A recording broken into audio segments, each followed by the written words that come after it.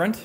This is actually where we are going to be editing Go Nitro, which airs nationally across the United States on Fox, ABC, CBS, and CW stations, as well as NBC. Maybe I already said that for the next couple of weeks.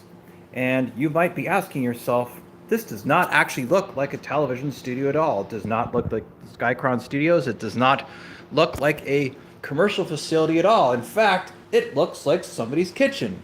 Well, kids, that is because that is precisely what it is.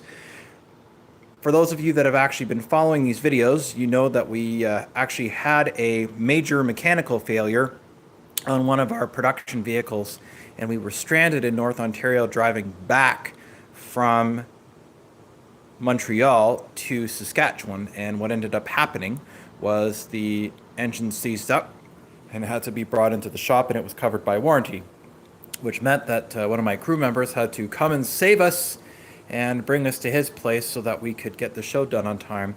And this is sort of the miracle of modern technology here. So basically what you're looking at is this is actually the bar in the kitchen. So got a laptop set up here, and there's another edit suite. And this kind of goes to show the difference with the way technology has made it a lot easier to get stuff done. Now, granted, it doesn't look the most professional, but it does allow us to get the job done.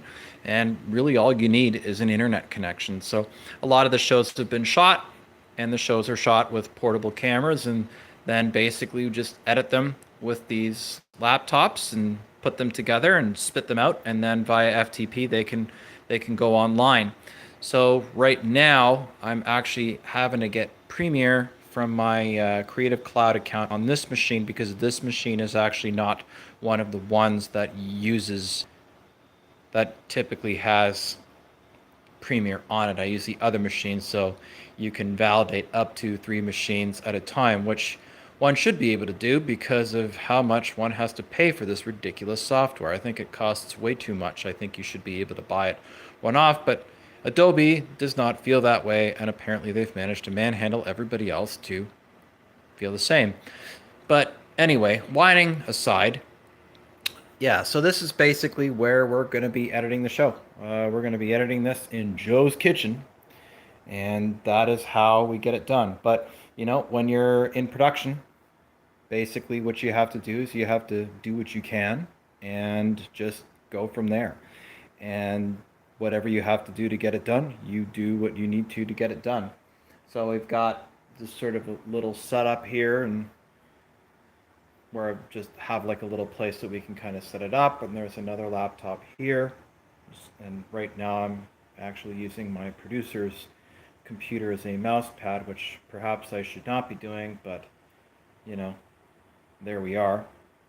So right now I'm just waiting patiently, or impatiently if you prefer, to just sort of wait for this to, well, finish installing, basically.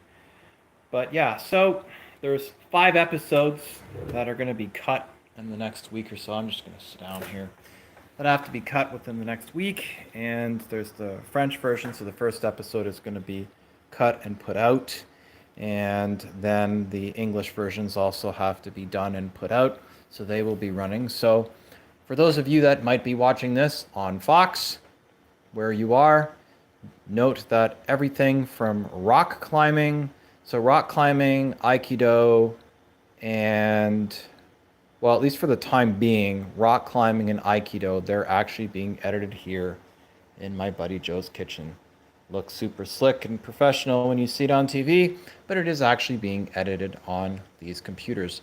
And that's one of the nice things about these really small, really small, basically just a reduced footprint. When I started working in television about 20 years ago, you used to need an unbelievable amount of equipment just to be able to get from point A to point B. I mean, if you wanted a television camera, you were looking at $50,000, $75,000 just to get started.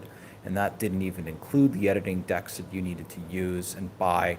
Those were tens of thousands of dollars more. And then you needed, if you wanted to do a live broadcast somewhere, you needed to have these huge microwave trucks with a special operator that knew how to connect with satellite, and those were trucks that were worth 100, 200, $300,000 plus the operator being about $600 an hour, and all kinds of good stuff. I mean, if you wanted to do even the most basic program, it was very, very, very, very expensive.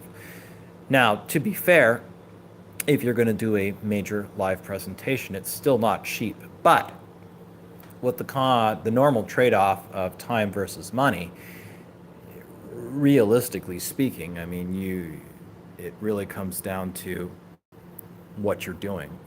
But whereas before you needed to spend an unbelievable amount of time just sort of trying to, and money just to get the equipment to be able to just make something, now you can, if you know what you're doing, you can buy decent equipment for a few $1,000s, and if you've got the know-how, you can create an entire television program. So that's one of the nice things about the world that we live in. Now, you could say, well, there's too much content, and maybe in some cases that's true, and there's certainly a lot of dreck that one has to go through. It's a little harder to get noticed, but you can get from point A to point B with just a few $1,000s worth of software. Of course, being able to use it is another kettle of fish, and understanding the technical standards to get stuff going. I actually had a technical glitch with the previous live cast of the same name, and I had a viewer and a thumbs up, and then I had to delete it, and now I have a nice clean one that I'm doing now, and I have no viewers and no thumbs up. Well, it's just very disappointing, but that's okay. People cruising for live stuff. So yeah, this is basically where we are right now, and just gonna cut and get everything set to go, and that should be pretty much all she wrote. I will do some more updates. There will be some live streams now that I'm in Ottawa. I intend to, while I'm here, do some interesting stuff with some of my colleagues and sort of go from there. But there should be some interesting content. So if you have not already, please do subscribe. Just hit that subscribe button, and I will be doing more stuff as time goes on. But that's the latest update while I put my hand in front of the camera of my phone.